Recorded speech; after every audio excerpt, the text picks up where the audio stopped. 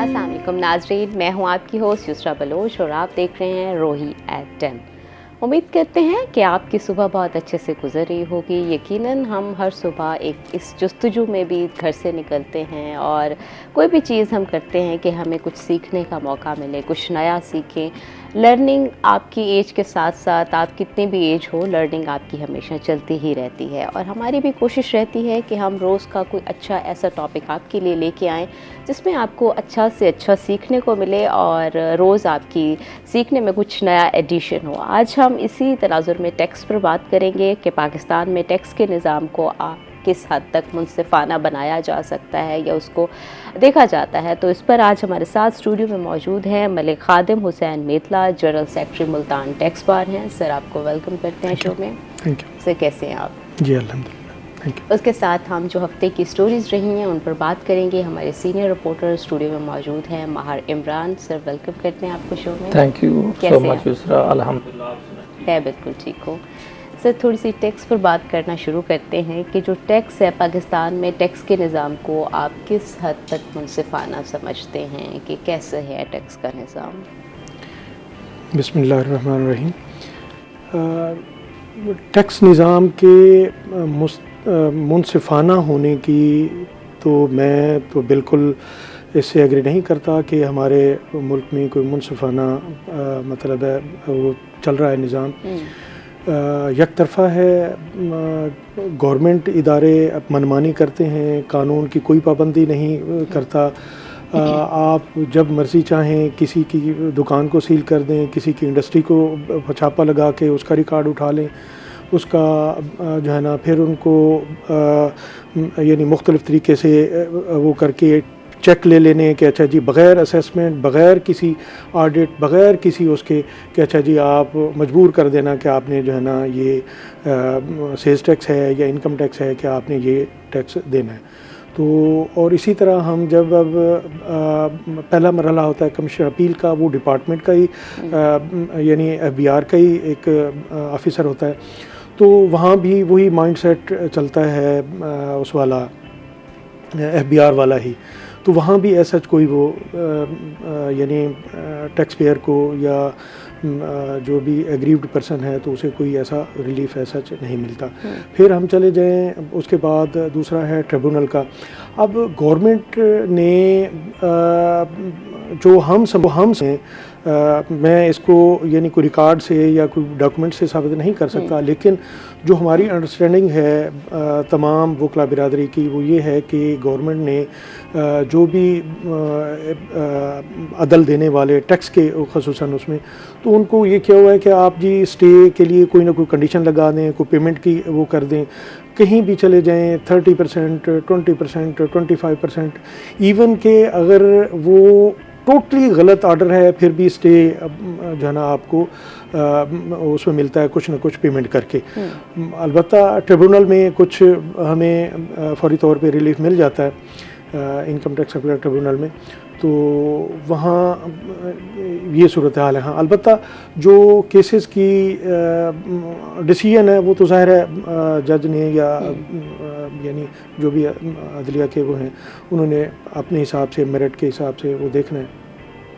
उसके लिए ट्रिब्यूनल के बाद हाई कोर्ट है, हाई कोर्ट के बाद सुप्रीम कोर्ट है, मुख्तलिफ आपके पास फोरम्स हैं, तो कहीं ना कहीं से आपको आपकी उसके मुताबिक अगर आप सच्चे हैं, आपका रिकॉर्ड और आपका वो कहीं ना कहीं से आपको रिलीफ मिल जाता है। अच्छा सर, ये भी थोड़ा सा बताएं कि आम शहरी जो हैं वो बड़ा टैक्स देने से घबराते हैं।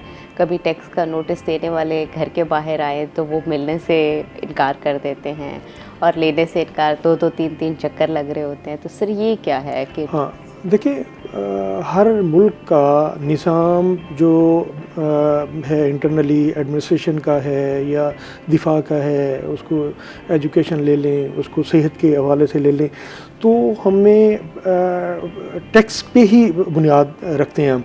इसके अलावा तो हमारे पास कोई सोर्सेज नहीं है कि हम कोई तेल के कुएं निकलते हैं या गोल्ड की मतलब कोई ऐसा है जिससे हमारी जो है ना वो मुशत चलती जाएगी। जैसे ये यानी अरब ममालिक में वो था, वहाँ भी अब उन्होंने टैक्स ऐसा ऐसा लगाना शुरू कर दिया, कुछ चीज़ों पे लग गया। तो वो भी ऐसा इस तरह नहीं है कि वो गवर्नमेंट की इंटरनली जो है ना सोर्सेज से पूरा हो। तो ये हम हर शहरी को टैक्स तो देना ही चाहिए और देना पड़ेगा भी सही, लेकिन उसमें जो एक अहम वजह है आम लोगों का इससे कतराना, वो निज़ाम है। हम पहले इस बात ये डिस्कस कर चुके कि जो निज़ाम है वो इस तरह का नहीं है कि एक बंदा फ्री माइंड हो के और अपनी उसके साथ जो है ना टैक्स जाके अदा करे। उसमें कोई असेसमेंट एक तरफ़ा हो जाती है, इवन के जो है ना आप उस केस में पेश भी हो रहे होते हैं, आपका जो भी यानी टैक्स पेयर है वो भी पेश हो रहा होता है, लेकिन फिर भी एक तरफ़ा फ़ैसले हो जाते हैं और रिकॉर्ड को चाहे आप पेश भी कर दें तो भी उसको यानी एक साइड पे करके तो अपनी मर्ज़ी का फ़ैसला कर दिया जाता है। तो फिर आगे कोर्ट्स में फिर स्टे के लिए कुछ पेमेंट करनी पड़ती है, मतलब एडवांस की मद में। तो ये मसाइल हैं जिस वजह से जो है ना आम लोग मतलब ऐसे कतराते हैं। अगर हमारा निज़ाम ठीक हो जाए, मुनसफ़ाना हो जाए और जो ऑफिसर्स को जो जितने इख्तियारात दिए हुए हैं उनको थोड़ी सी, मैं ये नहीं कहता कि उनको बेख्तियार कर दिया जाए, इख्तियार होगा तो वो उसको कानून को इम्प्लीमेंट कर सकेंगे, लेकिन जो है ना क्या कहें उसको शुद्ध तरबे महार की तरह उनको जो मतलब है दिए अपनी मर्ज़ी से, कोई चेक एंड बैलेंस नहीं है, सिर्फ उनको टारगेट दे दिए जाते हैं कि अच्छा जी आपने ये टारगेट पूरा करना है। वो फिर ऑफिसर हर उल्टा सीधा काम करता है उसको टारगेट को पूरा करने के लिए। तो ये मसाइल हैं जिस वजह से जो है ना आम लोग उससे कतराते हैं। दूसरा कि हमारा कोई कल्चर भी अब तक नहीं रहा ऐसा कि हमने कोई इंटरनली कुछ ऐसा लोगों को एजुकेट कर रहे हों। इवन ये होता है, शुरू होता है स्कूल के लेवल से, बच्चा जब स्कूल में गया तो वहीं से हम थोड़ी थोड़ी उनको एजुकेशन करते जाएं कि अच्छा जी हमारे चूँकि महदूद वसाइल हैं गवर्नमेंट के, तो उनमें से जो मेजर वसीला है वो यही है टैक्स। तो यानी हम माइंड बनाएं बच्चों का कि अच्छा जी हमने टैक्स देना है। और इसी तरह जो भी यानी एडमिनिस्ट्रेशन के लोग हैं यानी ऑफिसर्स हैं, उनकी भी इस तरह ट्रेनिंग की जाए कि वो आम बंदे को यानी ह्यूमिलेशन का एहसास ना हो, वो अपनी खुश दिली से अपना यानी कौमी फ्रीज़ा समझ के जो है ना टैक्स अदा करें। तो ये इश्यूज़ हैं जिनकी वजह से मतलब है। तो सर क्या हमारा जो मुल्क है इसमें एक टैक्स चोरी एक बड़ा मसला है, आप क्या समझते हैं? यकीनन वो है, मैं उनकी वजूहात भी बता चुका हूँ कि जब किसी पे यानी बुनियादी तौर पे नोटिस करते हैं तो यानी रिकॉर्ड के साथ फिर यानी बंदे को दूसरे अंदाज से भी यानी तंग किया जाता है कि वो जो है ना अदरवाइज़ अकोमोडेट करे मतलब है अथॉरिटीज़ को, और फिर जो है ना यानी ये सारी वजूहात हैं जो मसला पे मसाल। अच्छा सर ये भी बताएं, जो टैक्स कानून हैं आम आदमी के लिए आप क्या समझते हैं, पेचीदा हैं कि नहीं? क्योंकि आम आदमी जो है, जो अनपढ़ है, वो इस चीज़ को नहीं समझ पाता इतना आसानी से। जी यकीनन ऐसा ही है। वैसे तो फॉर्म बना हुआ होता है, अगर सेल्स टैक्स को लें या इनकम टैक्स को लें तो उसमें फिगर ही पुट करने होते हैं, लेकिन फिगर पुट करने के लिए भी आपको एक अकाउंट्स के बंदे को से ज़रूर कंसल्ट करना पड़ता है कि वो नफ़ा नुकसान बनाना है। अदरवाइज़ जो है ना एक आम बंदा नहीं समझ पाता कि कौन सा एक्सपेंस है और कौन सी लायबिलिटी है और कौन सा एसेट है और कौन सा यानी कौन सा बिज़नेस से मुतल्लिक है और कौन सा ज़ाती वो है। तो वो दोनों या तीनों चारों चीज़ों को मर्ज करके एक बंदा वो मिस्टेक करता है।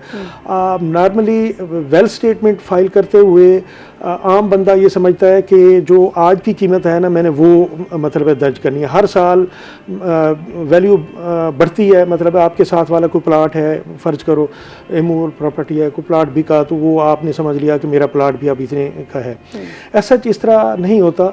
ये कास्ट मतलब है डिक्लेयर की जाती है, चाहे आपकी 50 साल पहले की ख़रीद है, चाहे 10 साल की है या 5 साल की है, वो उसकी वो कीमत को हमने यानी उसमें पुट करना होता है और उसी को रिकनसाइल करना होता है।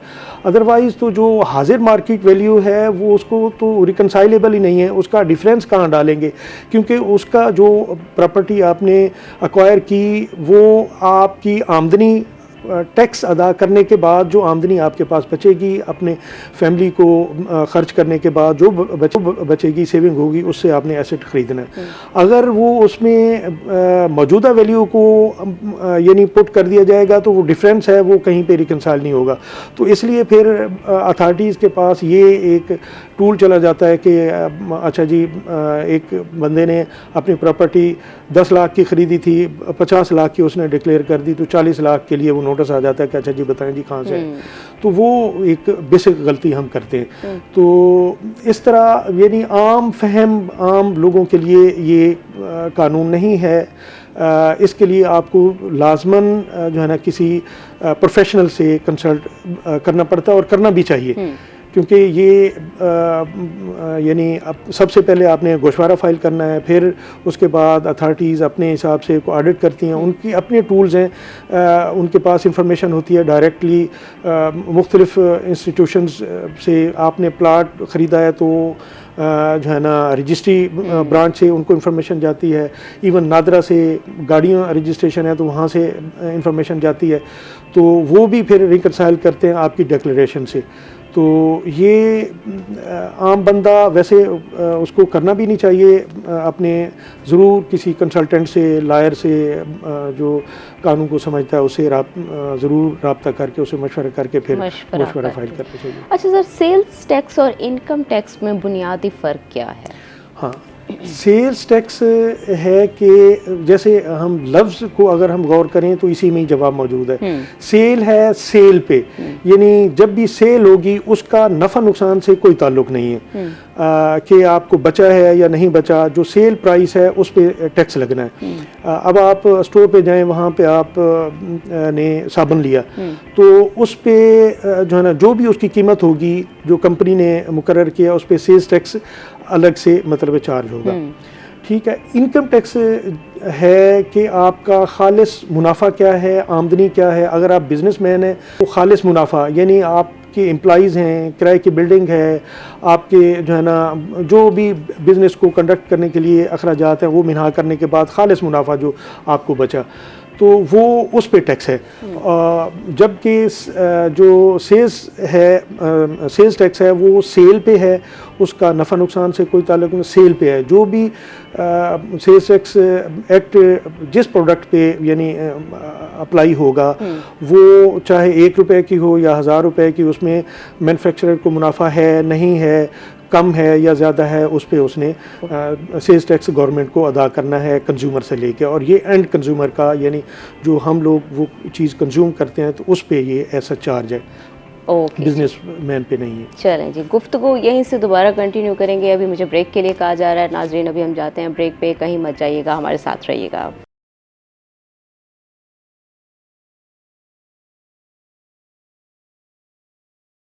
वेलकम बैक नाजरीन। इससे पहले हम टैक्स पर बात कर रहे थे, अभी हम थोड़ी सी बात करते हैं इमरान से कि कौन कौन से स्टोरीज़ रही, रवां हफ्ते के अहम केसेस कौन कौन से रहे। सबसे पहले हम इमरान इस पे बात करते हैं कि national cyber crime investigation agency जो है उसमें हज़ारों दरख्वास्तें अल्तवा का शिकार हैं। क्या वजूहात हैं इसके पीछे? देखें इसरा बड़ा अहम ये सवाल है जनूबी पंजाब के उन लोगों के लिए जो साइबर जो मुख्तलिफ केसेस में फंसे हुए हैं या साइबर इसका शिकार हुए हैं, साइबर क्राइम का ख़ास तौर पे। तो पहले FIA के अंडर ये साइबर क्राइम का इदारा होता था, उसके बाद जो है पिछले साल वज़ीर दाखिला साहब ने इनको अलग एक इदारा बना दिया जिसका नाम NCCIA national cyber crime investigation agency बनाया। इसका पूरा एक सिस्टम ही अलग बना दिया। बहुत अच्छा काम चल रहा था पूरे पाकिस्तान में। ऐसे तमाम केसेस जो ऑनलाइन तरीके से आपके बैंक अकाउंट खाली हो जाना, ऑनलाइन किसी लालच दे के गेम्स वगैरह का लूट लेना, इसके साथ ऑनलाइन साइबर हरासगी के बहुत से केसेस हैं, जो लोग किसी की तस्वीर अपलोड कर देते हैं। न्यूड डाटे के हवाले से था, बच्चियों को हरासमेंट के पिक्स वगैरह वीडियोस ले लेना और उसके बाद हरासा करते रहना।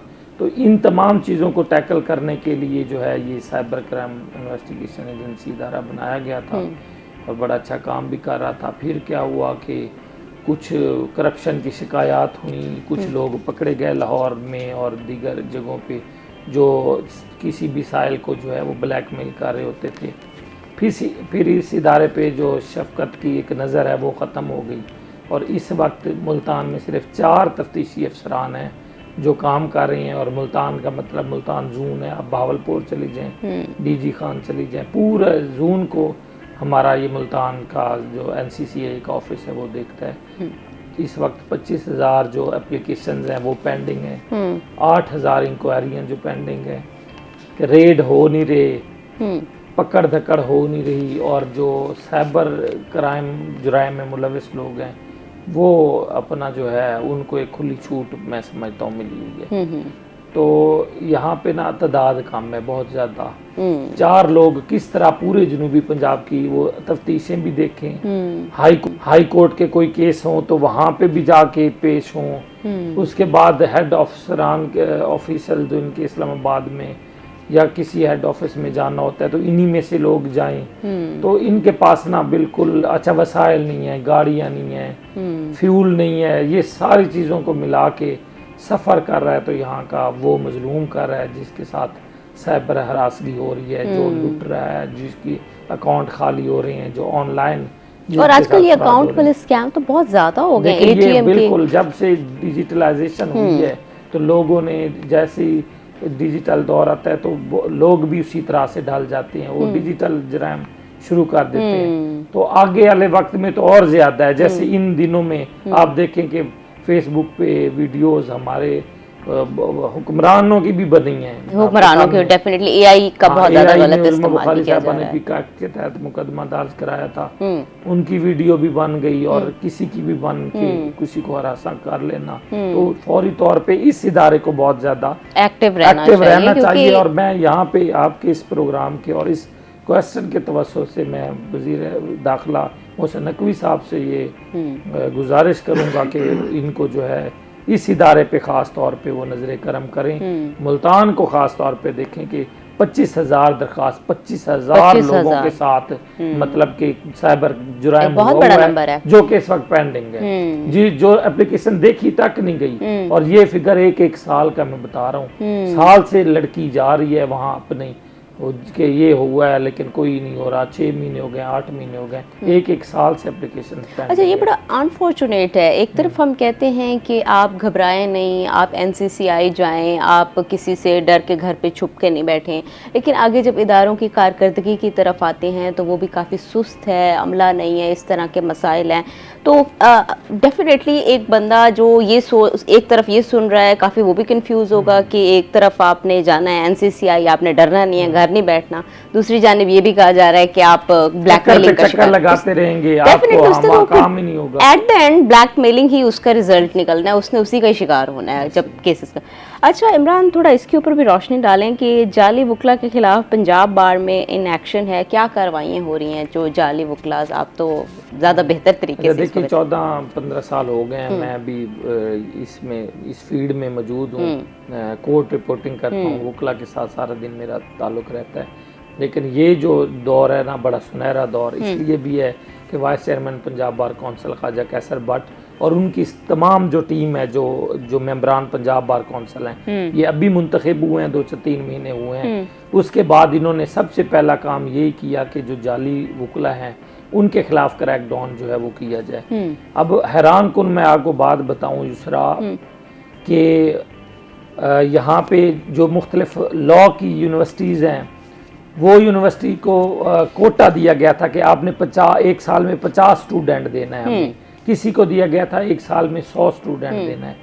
ऐसी यूनिवर्सिटियां भी सामने आई हैं जिनको 100 का कोटा दिया गया था।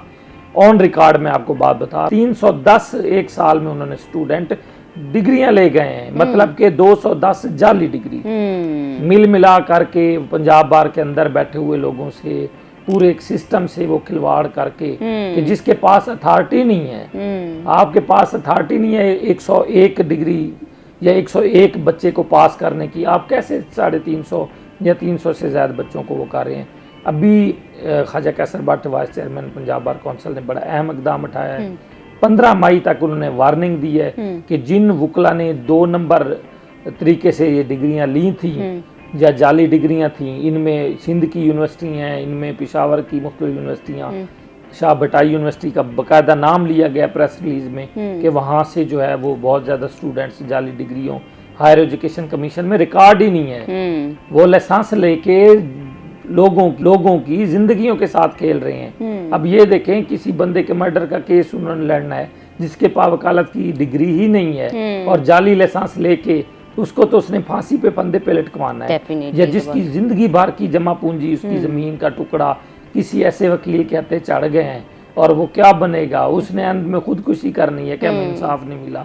तो ये जो इस तरह की मैं समझता हूँ जाली डिग्रियों वाली बेड़े हैं, इनको तो इनके खिलाफ ऑपरेशन क्लीन स्वीप करना चाहिए। पंजाब बार ने इनको एक वो दी है ऑप्शन कि आप 15 मई तक सरेंडर कर दें, यानी खुद जाएं, जमा करवा दें कि भाई हम ये गलत तरीके से डिग्री ली थी, हम वापस कर रहे हैं। उन्होंने कहा कोई FIR नहीं होगी, कोई उसके खिलाफ कार्रवाई नहीं होगी।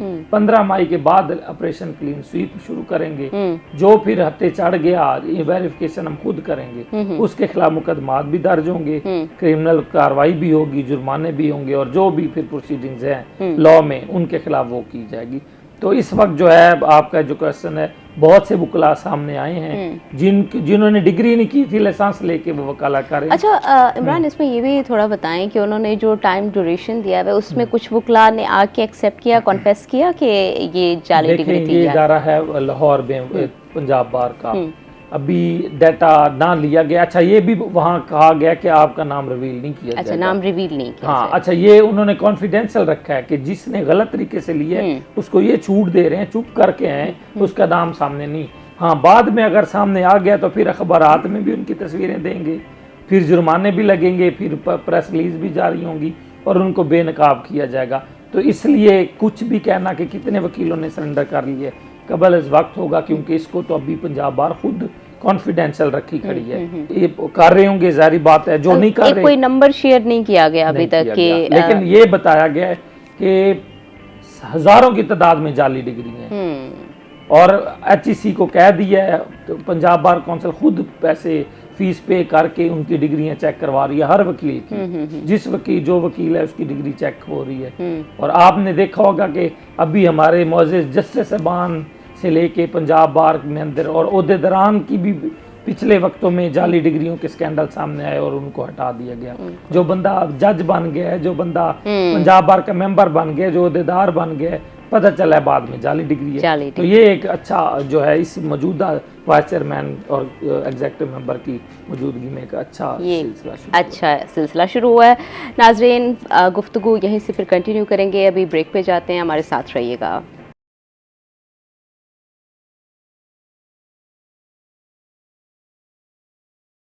वेलकम बैक नाज़रीन। इससे पहले हम बात कर रहे थे कि जो वकला हैं, जाली वकला, उनके खिलाफ जो क्रैकडाउन किया जा रहा है वो कहाँ तक पहुँचा है। अभी हम थोड़ी सी टेक्स्ट पे बात भी कर लेते हैं। अच्छा सर, जो फाइलर है और नॉन फाइलर है उसमें क्या फ़र्क है और उसके क्या असरात हैं, ये भी थोड़ा सा इस पर। फाइलर और नॉन फाइलर का जो कंसेप्ट है, ये गवर्नमेंट ने इंट्रोड्यूस किया था कि यानी सेल्फ कंप्लायंस के लिए कि लोग आज खुद से अपना गोशवारा फाइल करें और उसको जो है ना वो करें। उसमें उन्होंने 2 कैटेगरीज बना दी, एक फाइलर और एक नॉन फाइलर की। जो यानी किसी भी प्रॉपर्टी को की ख़रीदो फ़रोख्त, गाड़ियों की ख़रीदो फ़रोख्त, इस तरह कोई और मतलब है वो हैं, तो जो यानी फाइलर है उसके लिए टैक्स रेशो कम है और जो नॉन फाइलर है उसके लिए जो है ना वो कई गुना वो है। ये मोटिवेशन के लिए कि एक बंदा जो है ना आज खुद से यानी अपना गोशवारा फाइल करना शुरू कर दे और अपना जो भी प्रॉपर टैक्स है, जो उस पर ड्यू टैक्स है, वो अपना अदा करना शुरू कर दे। लेकिन इसका भी गलत इस्तेमाल हो रहा है।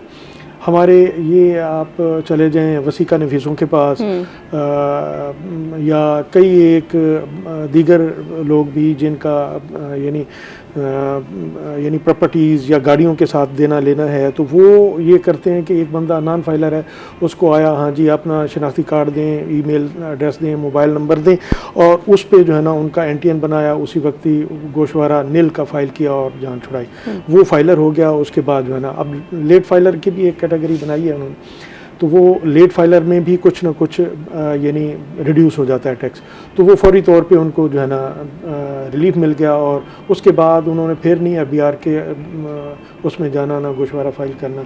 उसका नुकसान ये होता है, एक तो टैक्स पेयर को खुद को होता है कि एफबीआर के पास तो रिकॉर्ड आ गया, उन्होंने कल पूछना है कि अच्छा जी आपके फ़लाँ एसेट था आपके, क्योंकि यानी मैं पहले ही बता चुका हूँ कि मुख्तलिफ एजेंसीज से कनेक्ट कर दिया है एफबीआर को डायरेक्टली, जहाँ भी गाड़ी की रजिस्ट्रेशन है या प्रॉपर्टी की रजिस्ट्रेशन है तो वो डायरेक्टली उसके पास जाएगी। इवन बैंक की जो इंफॉर्मेशन है तो वो भी एफबीआर के पास जानी है, तो वो उन्होंने पूछना है कि अच्छा जी ये ट्रांजैक्शन आपने कैसे की।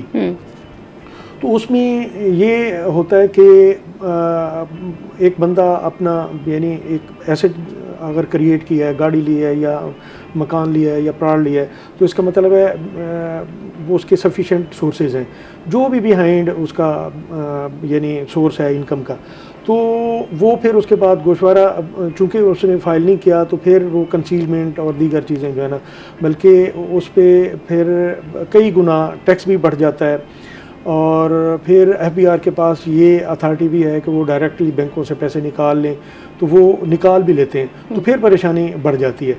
तो मैं बल्कि आपके प्रोग्राम के तवस्सुत से अपने जो भी मुल्क के हमारे यानी वासी हैं उन सब से ये तवक्को रखूँगा, बल्कि रिक्वेस्ट करूँगा बहैसियत एक बार के नुमाइंदा और एक यानी टैक्स कंसल्टेंट कि आपको अपना गोशवारा सही तरह से भरना चाहिए, अपने वेल्थ को सही तौर पे डिक्लेयर करना चाहिए, ताकि अब आप की कमज़ोरियाँ खामियाँ जो है ना एफबीआर अथॉरिटीज़ के पास ना जाएं और फिर आपको परेशानी का सामना ना करना पड़े। परेशानी का सामना ना करना पड़े। हमारे साथ एक कॉलर लाइन पर हैं जी। अस्सलाम वालेकुम, कौन बात कर रहे हैं और कहाँ से बात कर रहे हैं?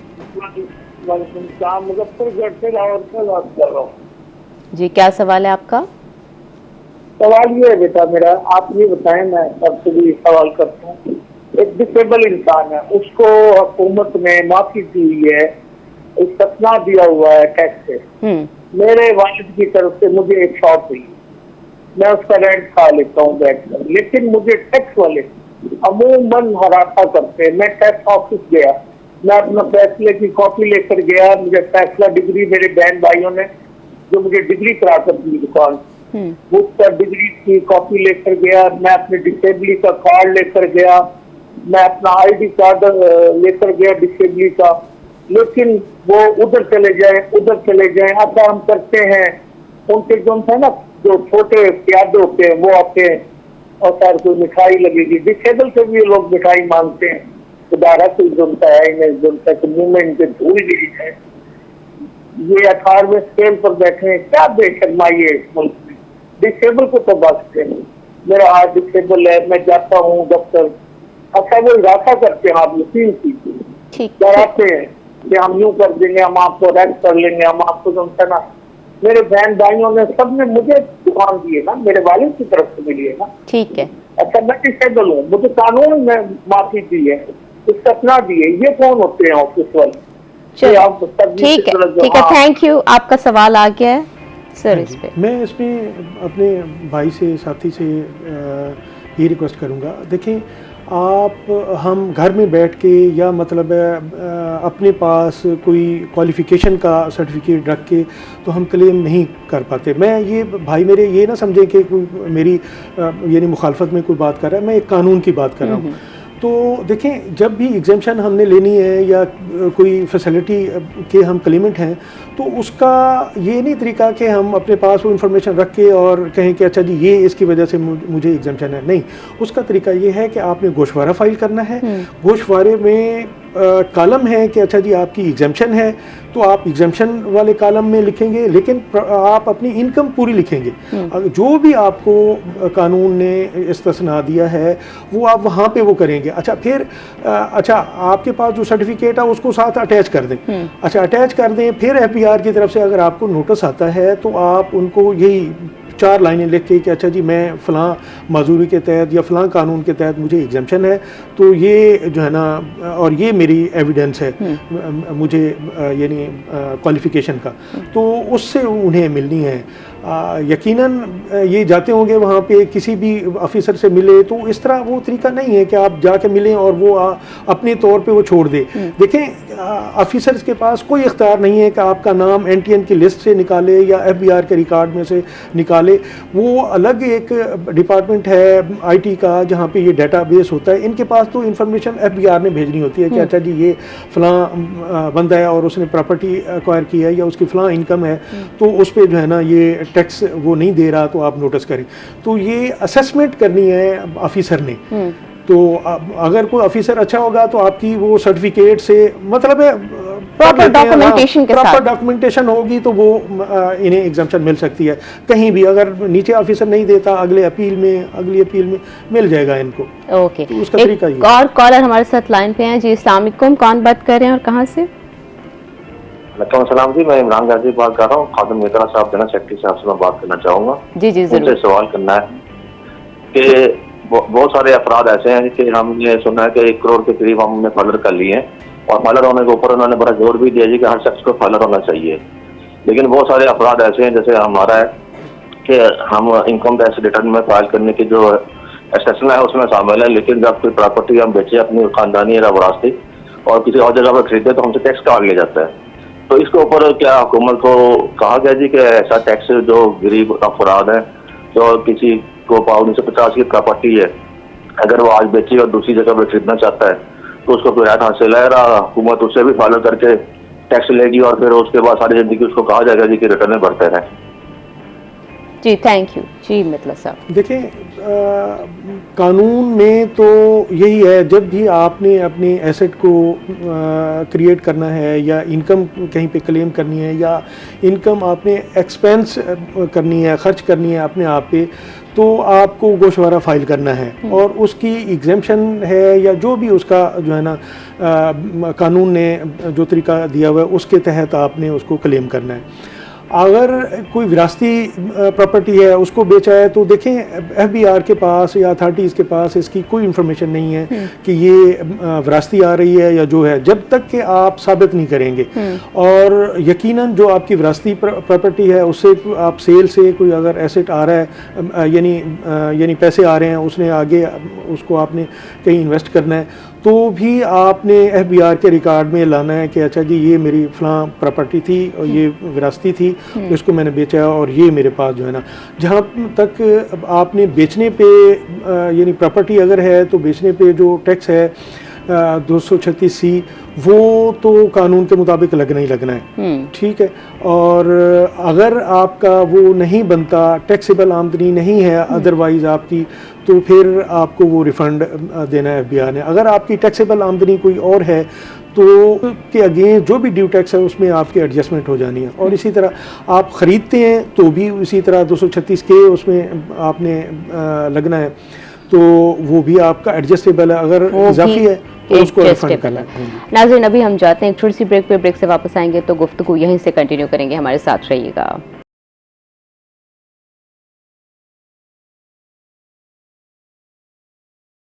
वेलकम बैक नाज़रीन। इससे पहले हम टैक्स पर बात कर रहे थे, थोड़ी सी इमरान से भी बात करते हैं। इमरान, मुल्तान में पार्किंग प्लाजा के वकला अहदेदार की आपस में सर्द जंग शुरू होगी, क्या वजूहत हैं ये कि पार्किंग के मसले मसाइल हैं और वकला अहदेदारान की आपस में? पिछले बड़े अरसे से पार्किंग का मसला मुल्तान में चल रहा है। एक तो आवाम को मसला ये आ रहा है कि चौक कचहरी से गुजरे, आप भी कई मरतबा गुजरे होंगी, गाड़ियाँ सड़क पे खड़ी हैं कि पार्किंग प्लाजा होना चाहिए। अच्छा, ये इश्यूज़ अभी चल रहे थे तो उस वक्त के चीफ जस्टिस कासिम खान साहब थे, मुल्तान से उनका ताल्लुक़ है और वो पंजाब के चीफ जस्टिस थे। उन्होंने एक अच्छा ये किया कि एक पार्किंग प्लाजा बना दिया, यानी उसकी ज़मीन एक्वायर कर ली और वो सारा उसका बना दिया मंसूबा पूरा इंफ्रास्ट्रक्चर के हवाले से। फिर अमीर भट्टी साहब, वो भी मुल्तान से उनका ताल्लुक़ था, तो उन्होंने ये पार्किंग प्लाज़ा बना दिया। सिटी जुडिशल कम्प्लेक्स आपको एक इमारत कचहरी चौक से गुजरते हुए नज़र आ रही है, वो भी बन गई। जैसे ही पार्किंग प्लाज़ा बना तो 7 उसके फ्लोर बनने थे, जिनमें 4 फ्लोर मुकम्मल हुए और ऊपर अभी 2 फ्लोर बनने थे। तो वकला ने कहा कि हमारे पास चैम्बर्स नहीं हैं, तो चैम्बर हमें जो है, हमने ऊपर चैम्बर बनाने हैं। वहाँ पे उस वक्त की जो कैबिनेट थी डिस्ट्रिक्ट बार की, इमरान खाकवानी साहब और आरिफ शाह साहब जनरल सेक्रेटरी थे, खाकवानी साहब सदर थे, उन्होंने वकला से पैसे ले लिए, बेल्टिंग की और वो 2 फ्लोर के भी ये चैम्बर बनेंगे और उनके पैसे ले लिए। अच्छा। उसके बाद क्या हुआ कि जैसे ही वहाँ पे चैम्बर बनाने गए तो हुकूमत ने कहा, जुडिशरी ने, हुकूमत क्योंकि मलकियत हुकूमत की थी, तो उन्होंने कहा ये तो प्लाज़ा जो है वो पार्किंग प्लाजे के लिए मुख्तस हुआ है, तो आप ना ये यहाँ ना बनाएं चैम्बर। ये इशू चला तो इमरान खाकवानी साहब ने वो पैसे जो थे, कुछ पैसे कुछ वकला को रिफ़ंड हो गए। जिन लोग वकला को रिफ़ंड नहीं हुए वो कहते हैं या तो हमें चैम्बर दे दें या हमें जो है वो पैसे वापस कर दें। अब ये उनके बाद ये दूसरा टेनोर शुरू है कि जो मुतासरीन है वकला जिन्होंने 1.5 लाख रुपया फ़ी चैम्बर का दिया था, ना उनको चैम्बर दिया जा रहा है, ना उनको जो है वो पैसे वापस दिए जा रहे हैं। तो अब रोज़ाना वो एक तहरीक जो है वो ज़ोर पकड़ती जा रही है। मौजूदा जो बार अहदेदारान हैं उनमें एग्जेक्टिव बॉडी के भी कुछ मेंबरान हैं जो कि ख़ुद मुतासरीन में शामिल हैं, वो अब जो है वो उन्होंने बगावत भी की है। कल वो इकट्ठे होकर कोई 10-20 से ज़्यादा वकला गए भी सही कि हम अपना कब्ज़ा लेते हैं, और ये सारी एक सर्द जंग चल रही है। और ये जेन्युइन इशू है कि या तो उनको पैसे वापस कर दिए जाए या उनको उनके चैम्बर जो है वो बनाने की इजाज़त दी जाए, चैम्बर बनाने की इजाज़त दी जाए। अच्छा इमरान, मुल्तान में भी ग्रीन प्रॉपर्टी सर्टिफिकेट का इजरा हो गया है, ये क्या है, थोड़ा सा इसके अच्छा देखें, हम हर शो में इधर एक बात करते हैं कि लोगों की ज़मीनों पे जो है वो कब्जे हो गए। ये पीछे एक Punjab protection act, land protection के हवाले से आया, बहुत से लोग दरखास्तें लेके डिप्टी कमिश्नर दफातर पहुंचे कि हमारी ज़मीन हमारे नाम है लेकिन कब्जा हो गया। बहुत से लोगों का पंजाब में ये इशू चल रहा है। तो हुकूमत ने जब देखा कि जैसे ही हुकूमत ने ये नया कानून बनाया है तो इतनी लोग अवाम निकल पड़े हैं, हर बंदा अपनी रजिस्ट्री उठा के फिर रहा है कि मेरे पास रजिस्ट्री तो है लेकिन पोजेसन नहीं है। इन चीज़ों को देखते हुए हुकूमत पंजाब ने एक अच्छा स्टेप उठाया है कि ग्रीन प्रॉपर्टी सर्टिफिकेट कि एक ऐसा सर्टिफिकेट हम जारी करेंगे जिसकी ज़मीन मलकियत होगी, ना उस पर कोई कब्जा कर सकेगा, ना जिसके पास वो सर्टिफिकेट होगा वही मालिक तस्वर होगा।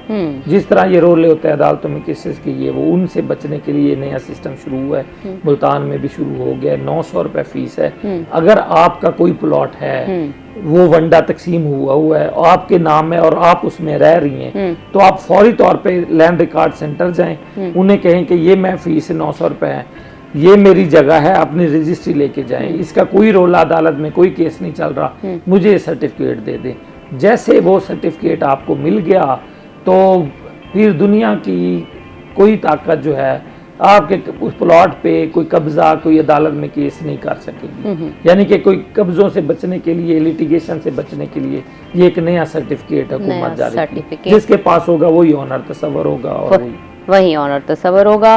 माहिर इमरान, आपका बहुत बहुत शुक्रिया, आपने अपना कीमती वक्त दिया है। मलिक खादिम हुसैन मितला साहब, आपका भी बहुत बहुत शुक्रिया, आपने बड़ा कीमती वक्त हमें दिया है। नाजरीन, आज हमने टैक्स पर बात की और साथ में हमने बात की कि जो स्टोरीज़ रही हैं इस हफ्ते की।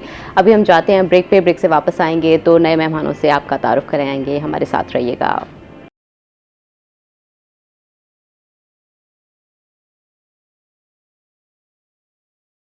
वेलकम बैक नाजरीन। इससे पहले हम टैक्स पर बात कर रहे थे, अभी हम बात करते हैं थोड़ी सी मार्केट की, तो उसमें वेदर की बात करते हैं पहले, फिर मार्केट की तरफ जाएंगे। अभी वेदर की क्योंकि थोड़ा सा मौसम ने थोड़ी सी अंगड़ाई ली है, तो मौसम थोड़ा सा बदला है और शहरियों ने भी थोड़ा सा सुख का सांस लिया। इस पर हमें अपडेट कर रहे हैं अहमद खान। तो अहमद जी, अपडेट कीजिएगा।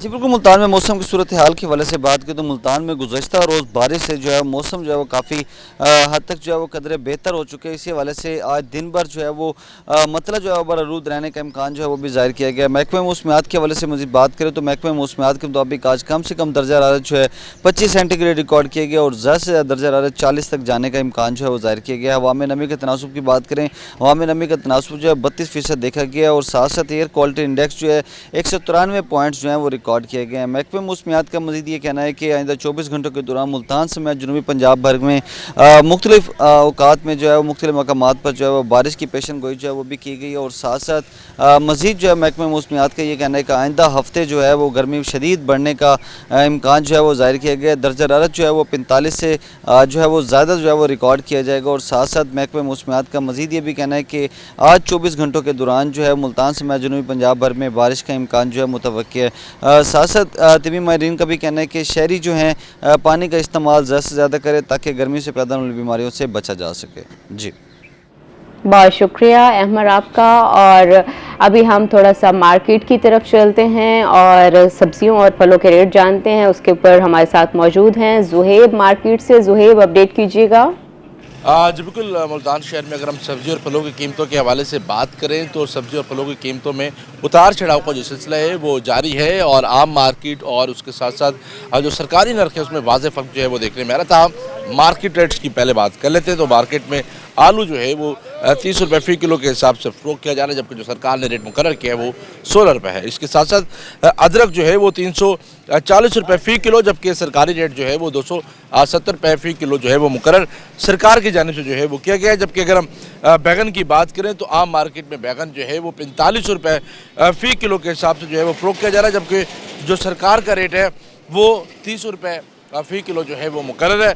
और उसके साथ साथ आम मार्केट में टमाटर जो है वो 40 रुपये, जबकि सरकारी रेट जो है वो 25 रुपये फ़ी किलो जो है वो मुकर्रर किया गया है। जबकि टिंडे की बात करें तो टिंडा जो है वो आम मार्केट में 100 से 110 रुपये फ़ी किलो के हिसाब से फ़रोख्त किया जा रहा है, जबकि जो सरकार ने रेट मुकर्रर किया है वो 90 रुपये फ़ी किलो है। इसके साथ साथ भिंडी 80 रुपये फ़ी किलो है, जबकि सरकारी रेट जो है वो 55 रुपये फ़ी किलो मुकर्रर किया गया है। सब्ज़ मिर्च की बात करें तो आम मार्केट में सब्ज़ मिर्च जो है वो 60 रुपये फ़ी किलो जो है वो फ़रोख्त की जा रही है, जबकि गली मोहल्लों में जो है वो इसकी कीमत जो है वो ज़्यादा है। इसके साथ साथ जो सरकारी नर्ख है वो सिर्फ 30 रुपये फ़ी किलो जो है वो मुकर्रर किया गया है। लहसुन जो चाइना है वो 600 रुपये फ़ी किलो के हिसाब से फ़रोख्त किया जा रहा है, जबकि आम मार्केट में ये सूरत हाल है।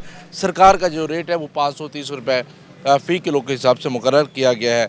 इसी के साथ साथ अगर हम फलों की बात कर लें तो फल भी जो है वो आसमान से उनकी कीमतें बातें करते हुए जो है वो नज़र आ रही है। तो फालसा जो है वो 750 रुपये फ़ी किलो के हिसाब से मार्केट में फ़रोख्त किया जा रहा है, जबकि अगर हम अनार की बात करें तो 1100 रुपये किलो के हिसाब से अनार जो है फ़रोख्त हो जा रहा है।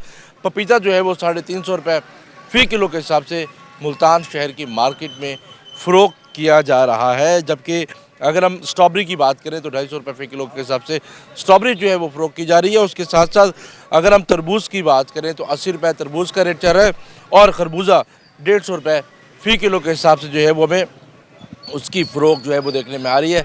तो शहरी काफ़ी परेशान भी हैं कि जो सरकार ने रेट मुकर्रर किया गया है उस पर जो है वो जो फ़रोख्त है उसको जो है वो यकीनी बनाने का मुतालबा भी किया गया। जी नाजरीन, आपने फ्रूट्स और फलों की कीमत सुनी। डेफिनेटली सरकारी नरखों में और जो यहाँ पे जो लोगों ने दिए हुए हैं वो बड़े फ़र्क आ रहा है बाज़े, तो शहरी खासे परेशान भी हैं और हुकूमत से मुतालबा भी कर रहे हैं कि जो प्राइस कंट्रोल कमेटीज़ बनाई गई हैं या जो वहाँ पे आके कंट्रोल करवाते हैं इदारे, वो उस पर आके ज़रा नज़रसानी करें। अच्छा, हमारे साथ इमरान मौजूद है। इमरान के साथ थोड़ी सी और स्टोरीज़ भी हमारी हैं, उनको कवर करते हैं। अच्छा इमरान, दूसरा ये भी बताएं कि सरकार की जानिब से शहरियों को ज़मीन देने का प्रोसेस शुरू किया गया है, वो क्या उससे पहले जो हमने बात की थी कि जो पोजेशन होगा उसको, उसके ऊपर बात की, अब थोड़ा सा इसके ऊपर भी डिस्कशन कर लेते हैं। यूसरा वज़ीर-ए-आला पंजाब मरीम नवाज साहबा का ये एक नया शहरियों के लिए एक स्कीम है और अपना रोज अपना खेत अपना रोजगार, ये इसका टाइटल है। और ये है कि जिसके पास ज़मीन नहीं होगी उसको हुकूमत जो है वो ज़मीन देगी।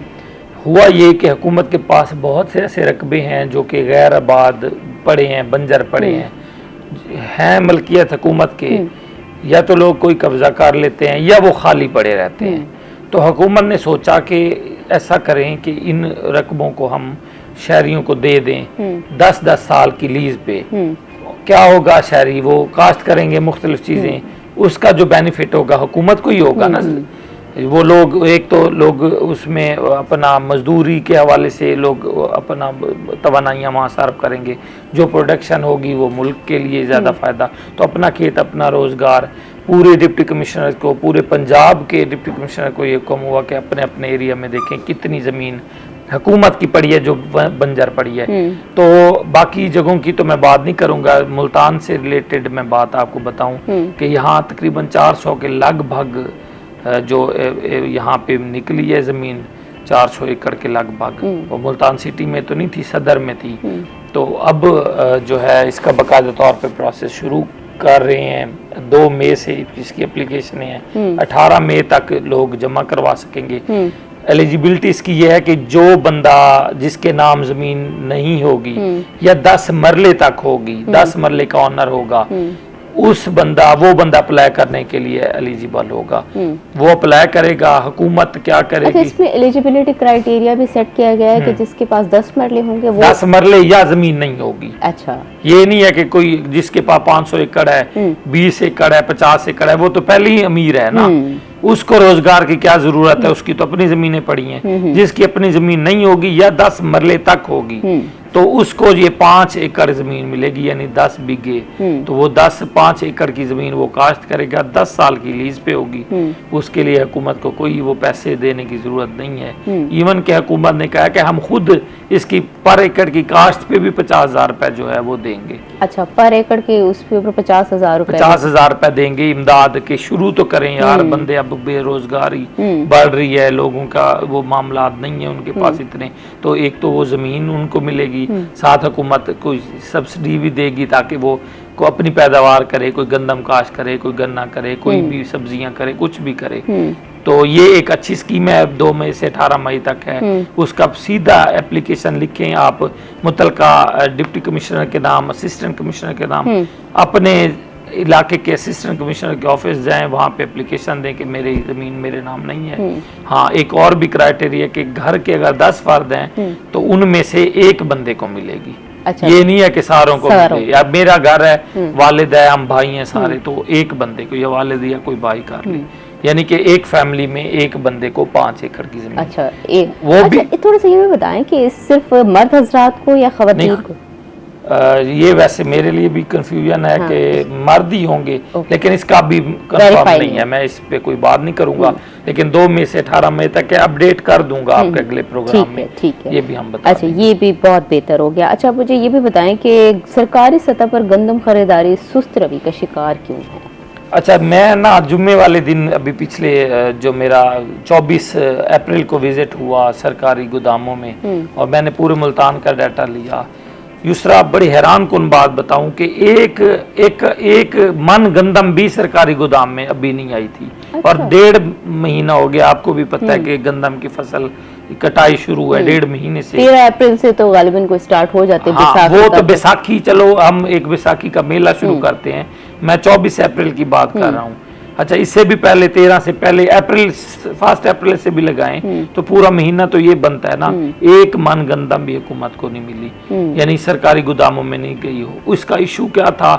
सुस्त रवि की जो आपने बात की, एक तो वज़ीर आला पंजाब में यह हदफ दिया गया कि 30 लाख मिलियन मैट्रिक टन जो है वो हुकूमत खरीद करेगी, अपने गोदामों में रखेगी। जो मरकज गंदम के हैं, मुल्तान में 5 मरकज बनाए गए हैं, 2 मुल्तान सिटी में है, एक जलालपुर में पीरवाला में है और 2 शुजाबाद में है। ये कुल 5 है और 2 लाख मिलियन मैट्रिक टन गंदम यहाँ पे जो है ये जखीरा करनी है। अब हुकूमत क्यों करती है?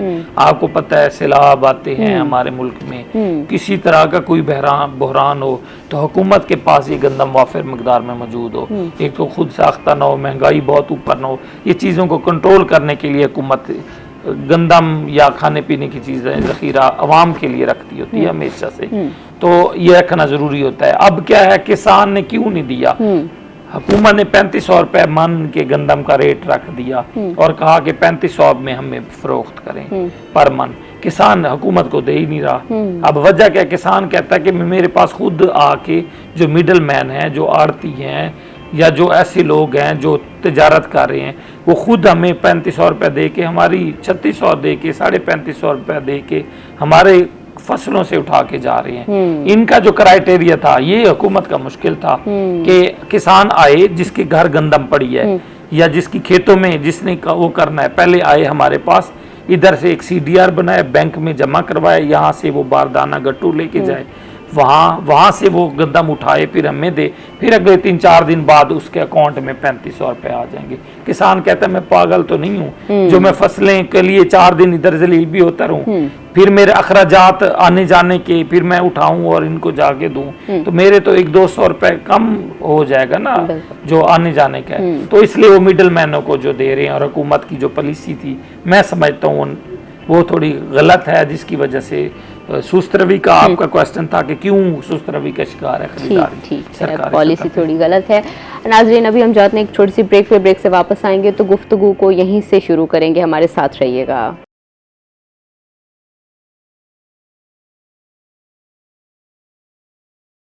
वेलकम बैक नाजरीन। इससे पहले हम गंदम पे बात कर रहे थे, अभी हम इमरान से बात करते हैं। इमरान, महंगाई जो है बहुत डायरेक्टली अफेक्ट कर रही है हमारे लोगों को, और अवामी तासुर क्या है, बहुत लोग परेशान भी हैं। डेफिनेटली एक ग्लोबल कॉन्फ्लिक्ट भी चल रहा है, उस वजह से भी थोड़े असरात आ रहे हैं ईरान अमेरिका की वजह से।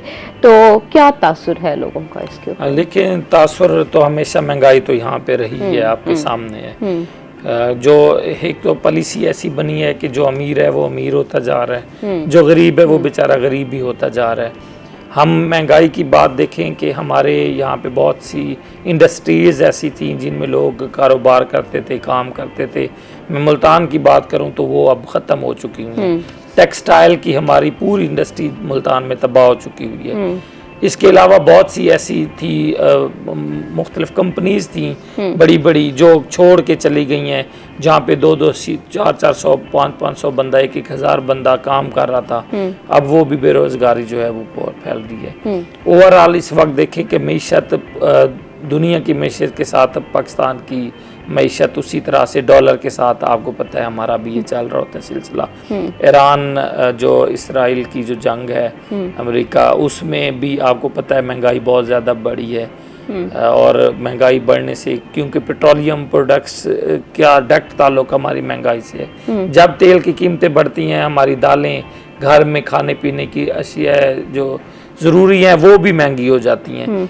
तो महंगाई तो बहुत ज़्यादा है। दूसरी जानब जो एक गरीब बंदा है, 25 से 30 हज़ार रुपये जो है उसको तनख्वाह मिल रही है, यानी कि मुख्तलिफ मजदूर की बात मैं कर रहा हूँ। आप 25 से 30 है, वो घी का लगाएं, घर के रेंट का लगाएं, गैस का लगाएं, बिजली महंगी का लगाएं, वो तो हर महीने वो मजदूर बंदा 10,000 के खसारे में जा रहा है, 10-20 हज़ार के खसारे में जा रहा है। तो फिर उसके असरात क्या आ रहे हैं आपके सामने ही है। भूख अफलास फैल रही है, लोग मुल्क से बाहर जाने की कोशिशें कर रहे हैं, डंकी लगा रहे हैं, समंदर के रास्तों में डूब रहे हैं, अच्छा एहतजाज कर रही हैं, और इस तरह ना बहुत ज़्यादा। तो इसमें दोबारा इसको वो करने की ज़रूरत है, जो कि मुखय्यर हज़रात हैं, जो बड़े बड़े लोग हैं, वो ऐसे यूनिट्स लगाएं छोटे छोटे जिनमें लोग जाएं मजदूरी, और जो हुकूमत की जानब से 40,000 रुपये मजदूरी फिक्स की गई है मजदूर की, वो देनी ज़रूरी है। 40 तो बराए नाम कागज़ों में तो है। हमारा लेबर डिपार्टमेंट क्या कर रहा है,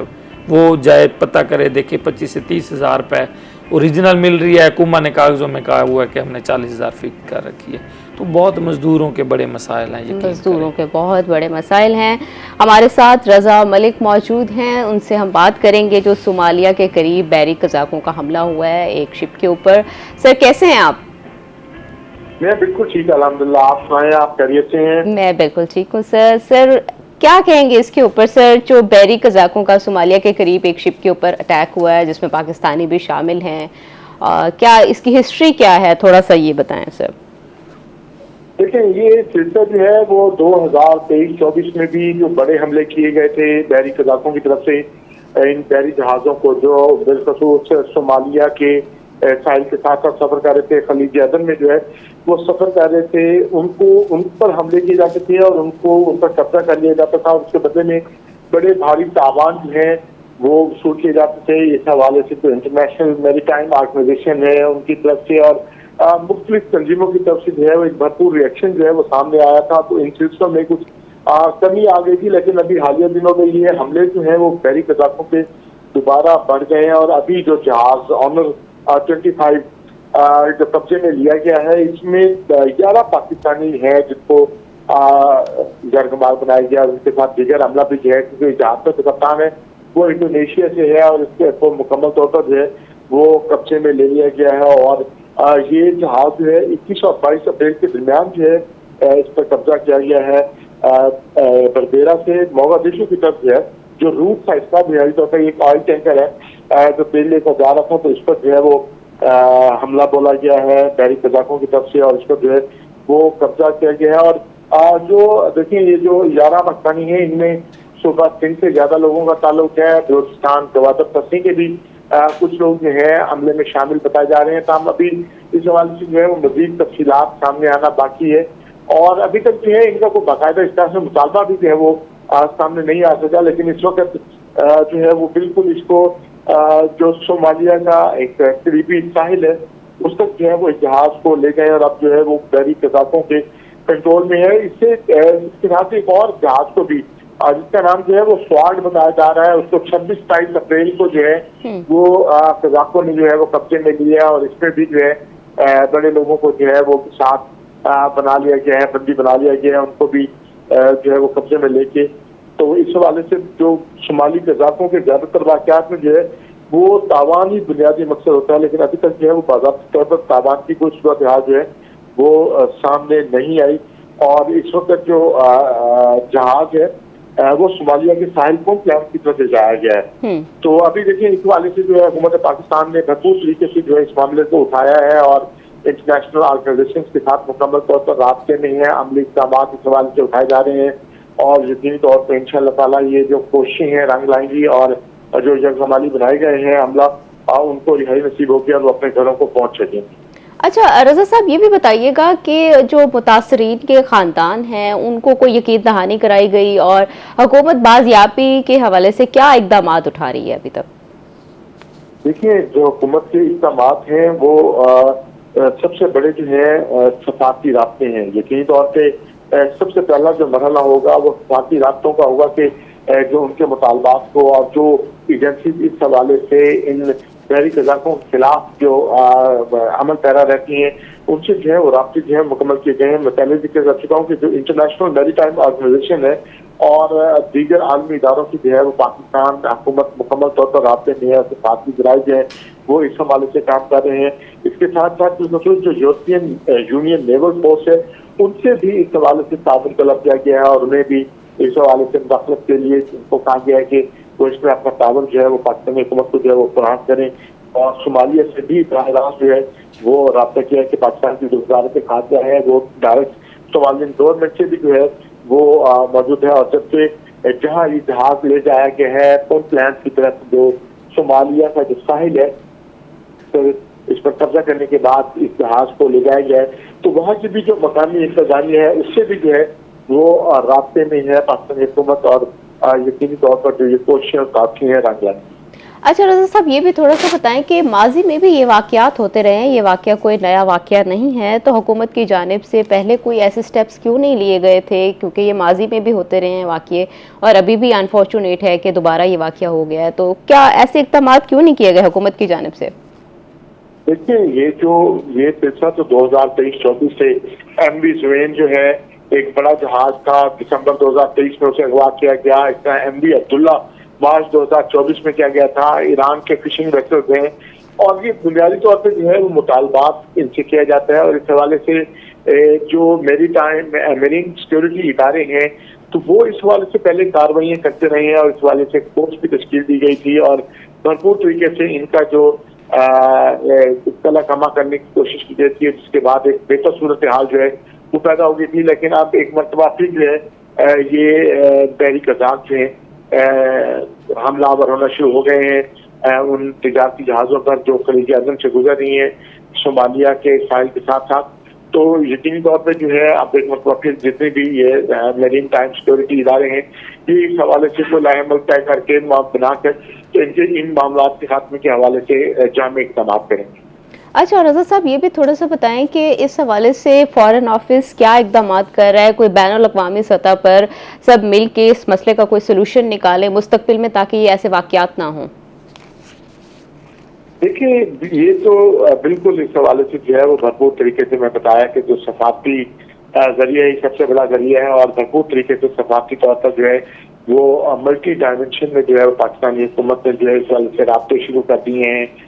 यूरोपियन नेवल फोर्स से भी राब्ते में है, मेरी टाइम सिक्योरिटी से भी राब्ते में है, और इसके साथ साथ सोमालियन गवर्नमेंट से भी राब्ते में है, और पुंटलैंड जहाँ ये ले जाया गया जहाज वहाँ की जो लोकल एडमिनिस्ट्रेशन है उससे भी राब्ते में है। यकीनी तौर पर यही कोशिश की जा रही है कि इस हवाले से जो भरपूर तरीके से इस जो सूरत हाल है इसका खात्मा किया जा सके।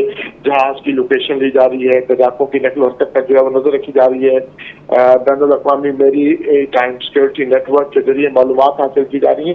ये तमाम तर इक़दाम जो है वो सरकार वज़ारत खाते इस हवाले से मुतारक है, और भरपूर तरीके से ये कोशिश की जा रही है कि ये मामला जो है वो हल हो सके।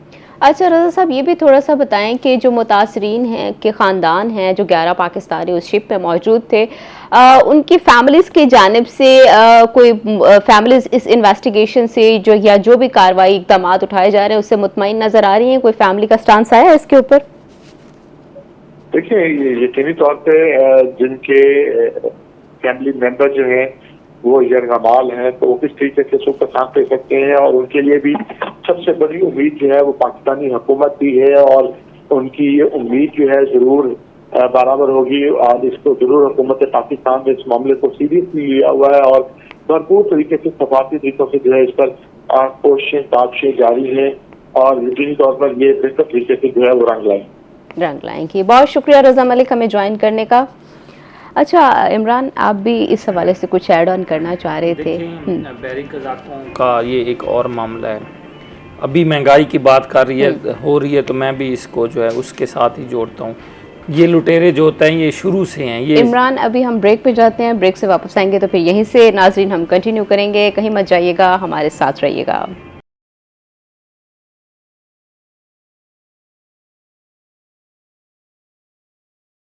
वेलकम बैक नाजरीन। इससे पहले हम सोमालिया के इशू के ऊपर बात कर रहे थे। अभी हमारे साथ थोड़ा सा टॉपिक को लाइट भी करते हैं। हमारे साथ मौजूद हैं सैयद नूर सर। अस्सलाम वालेकुम, कैसे हैं सर? जी बेहतरीन। अच्छा सर, पंजाब फिल्म सिटी का क़याम हुआ है, उसमें पाकिस्तानी फिल्म इंडस्ट्री के लिए कितना अहम समझते हैं आप इसको? ये पूरे पाकिस्तान के लिए बहुत अच्छी बात है, वो बहुत बड़ी न्यूज़ है। गो के देर से आई है, जरूरत बहुत पहले थी, लेकिन अल्लाह का शुक्र है कि आज भी ये न्यूज़ और प्रैक्टिकल भी इंशाल्लाह शुरू हो जाएगा। क्योंकि दुनिया में हम जहाँ भी जाते हैं वहाँ एक ऐसी सिटी, ऐसा एक इदारा जरूर होता है जो फिल्म वालों को वेलकम करता है, अपनी फिल्म इंडस्ट्री के बारे में बात करता है।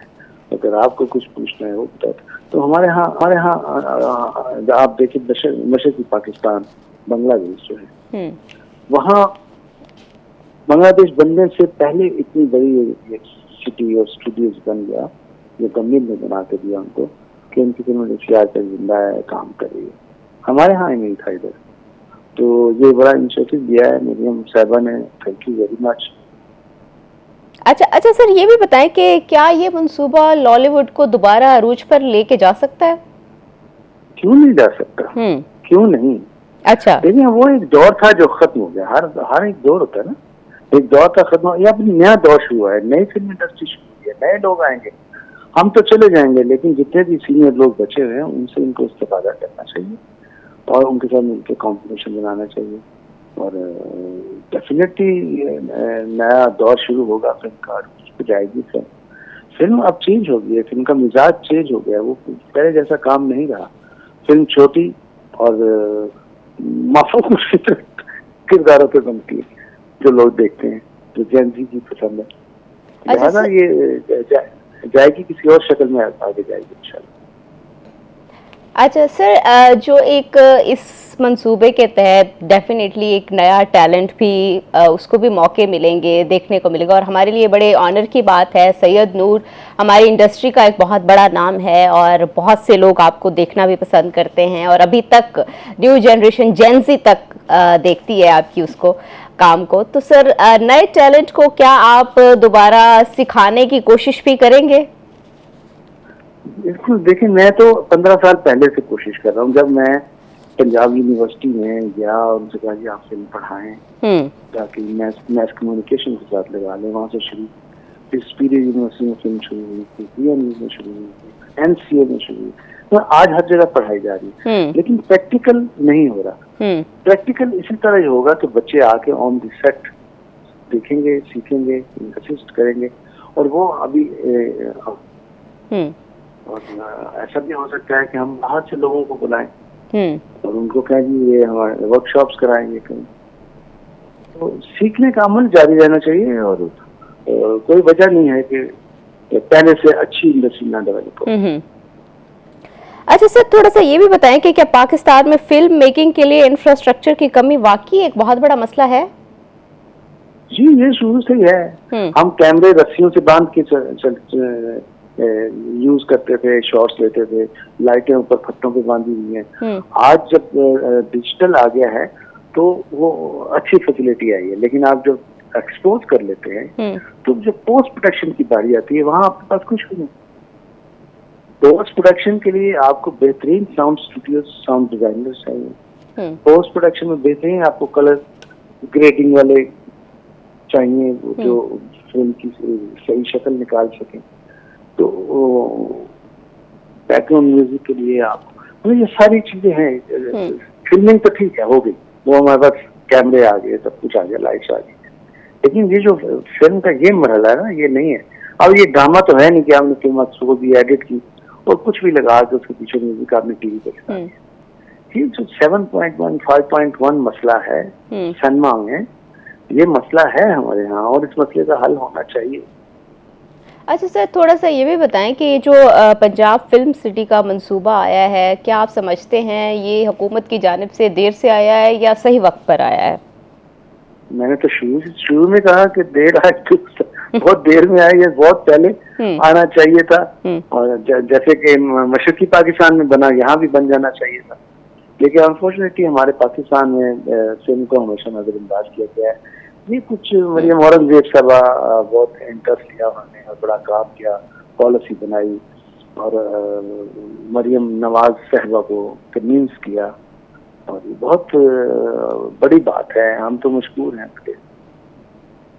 अच्छा सर, थोड़ा सा ये भी बताइएगा, एक ये बड़ा फ्लॉ सा नज़र आता है कि नेटफ्लिक्स के ऊपर पाकिस्तानी कंटेंट नहीं नज़र आता, तो इस हवाले से हमें मज़ीद अपनी चीज़ों को कैसे हम इम्प्रूव कर सकते हैं, या कुछ इस तरह का कंटेंट बनाया जा सकता है कि जो नेटफ्लिक्स पे भी जाए और दुनिया देखे हमारे कंटेंट को?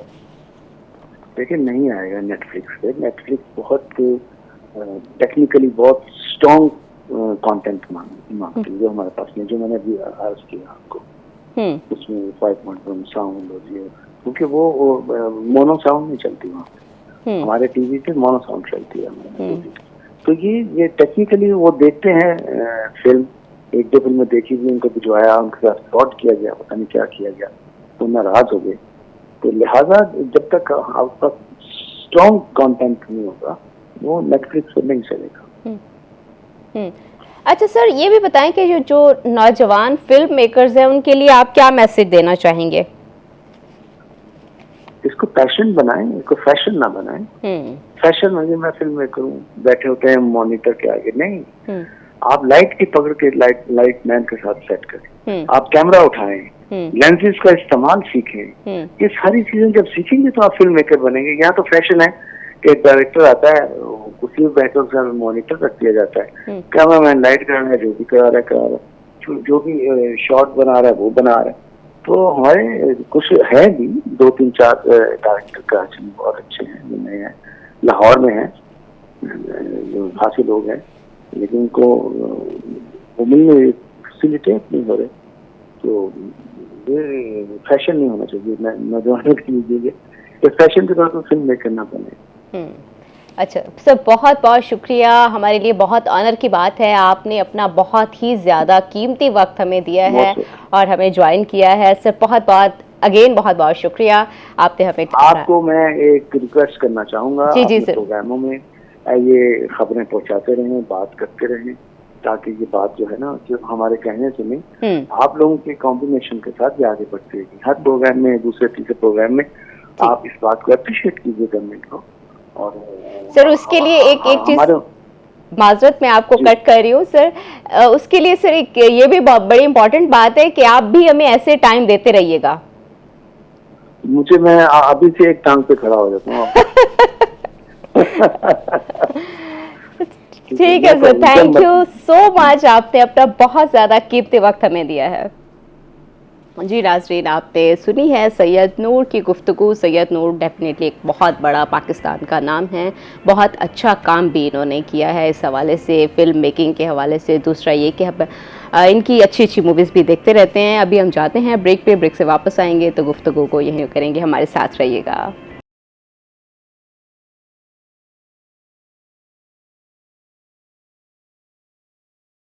वेलकम बैक नाज़रीन। इससे पहले हम फिल्म पर बात कर रहे थे, फिल्म इंडस्ट्री के ऊपर बात कर रहे थे कि किस तरह से मज़ीद फिल्म इंडस्ट्री को ग्रो किया जा सकता है, उसमें मज़ीद क्या इक़दाम उठाए जा सकते हैं। तो अभी हम इमरान से भी बात करते हैं। इमरान, अच्छा ये बताएं कि रवां हफ्ते के अहम केसेस कौन कौन से रहे हैं? देखें, हर हफ्ते हम अहम केसेस की हम बात करते रहते हैं। रवां हफ्ते में जो अहम केसेस रहे हैं, एक तो ज़िशान शबीर डूडी मर्डर हुआ था विहाड़ी में, उसके जो वो हैं, उसका SHO पकड़ा गया था, पुलिस वालों ने मर्डर किया था, FIA में उनके खिलाफ मुकदमा दर्ज हुआ, FIA ने पुलिस वालों को पकड़ लिया, फिर जेल की हिरासत से जो है पुलिस उनकी FIA की जो हवालात होती है वहाँ से वो पुलिस का साबिक जो SHO था वो फरार हो गया। उसको क्या हुआ कि FIA के कुछ एहलकार थे, बाकी प्राइवेट लोग, इन्होंने मिली भगत की और उस सरकारी मुलाजिम जो मुलजिम था कत्ल के मुकदमे में, उसको भगा दिया। उसकी दरख्वास्त ज़मानत पर समाअत हुई और आज भी उस पर केस फिक्स हुआ है कि भगाने वाले जो हैं उस पर मेंबर पंजाब बार भी गए हुए हैं और दीगर भी। ये बड़ा अहम केस है। इसके अलावा हाई कोर्ट मुल्तान बेंच का सबसे अहम केस, गुलबर्ग हाउसिंग सोसाइटी बनाई गई थी, अरबों रुपए का दूसरा फ्रॉड हुआ था कि लोग आएँ, फाइलें लें, पैसे दें, जिन बेचारों ने अपनी ज़िंदगी की जमा पूंजी बेच के ज़ेवरात वो 5 मरले का प्लॉट लिया, 20-20 लाख दिए, 10-10, 15-15, और वो कोई हज़ारों में लोग थे। साबिक MP हैं असगर गुरमानी, वो यहाँ से चले गए और वो पैसे लूट के ले गए। उसको इख्तियारी करार दे दिया हाई कोर्ट से, उसको इख्तियारी करार दिया हाई कोर्ट से। इमरान, आपका बहुत बहुत शुक्रिया, आपने हमें ज्वाइन किया है। नाज़रीन, आपने यकीनन हमारा आज का प्रोग्राम एंजॉय किया होगा और उसमें बहुत कुछ सीखा भी होगा, क्योंकि फिल्म इंडस्ट्री की भी बात हुई है। डेफिनेटली बहुत से लोग देखना चाहते हैं अच्छा कंटेंट, और दूसरा टैक्स के ऊपर भी आपने बहुत कुछ सीखा होगा कि टैक्स के मामलात कैसे देखे जाएं और उसको कैसे नॉन फाइलर या फाइलर बना जाए। अभी तक के लिए इतना ही। अपनी होस्ट युसरा बलोच को रोही@10 से दीजिए इजाज़त, फिर मिलेंगे नए मेहमानों के साथ। तब तक के लिए अल्लाह हाफिज़।